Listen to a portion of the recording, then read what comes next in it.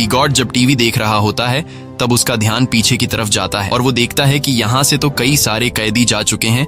ये देखकर उसे शक हो जाता है और वो सीधा राफेल के सेल की तरफ बढ़ने लगता है। लेकिन बीच रास्ते में व्हील चेयर वाला आदमी बिगोट को रोक लेता है, पर बिगोट इस आदमी को धक्का देकर गिरा देता है, जिसके बाद वो सीधा राफेल के सेल में आ जाता है जहाँ उसे सुरंग दिखाई देता है। साथ ही वहाँ पर ऑस्कर भी खड़ा होता है और ऑस्कर यहाँ से निकलने वाला आखिरी कैदी होता है। लेकिन अब जब बिगोट को सारी सच्चाई का पता चल गया होता है तब वो पुलिस को बुलाने के लिए जाता है, लेकिन ऑस्कर उसे पकड़ लेता है। इस दौरान इन दोनों के बीच फाइट छिड़ जाती है और बिगोट ऑस्कर को स्क्रू ड्राइवर से बाजू पर मारकर बुरी तरह से घायल कर देता है। लेकिन ऑस्कर बुरी तरह से घायल होने के बावजूद भी बिगोट को जाने नहीं देता और बिगोट को मार मार कर बेहोश कर देता है। अब ऑस्कर भी सुरंग में जाने की कोशिश करता है, पर उसका बाजू बुरी तरह से घायल होने की वजह से वो सुरंग में नहीं जा पाता। दूसरी तरफ सभी कैदी सुरंग के अंदर धीरे धीरे आगे बढ़ रहे होते हैं और बढ़ते बढ़ते यह लोग सुरंग के एंड तक पहुंच जाते हैं, जहां बाहर से लियोन का पुराना दोस्त सुरंग का ऊपर से हिस्सा खोल देता है और वह एक एक करके सभी कैदियों को हाथ से पकड़कर बाहर निकालता है। बाहर निकलने के बाद सभी कैदी जल्दी से अपने कपड़े बदल लेते हैं और तभी उन्हें सामने के ब्रिज पर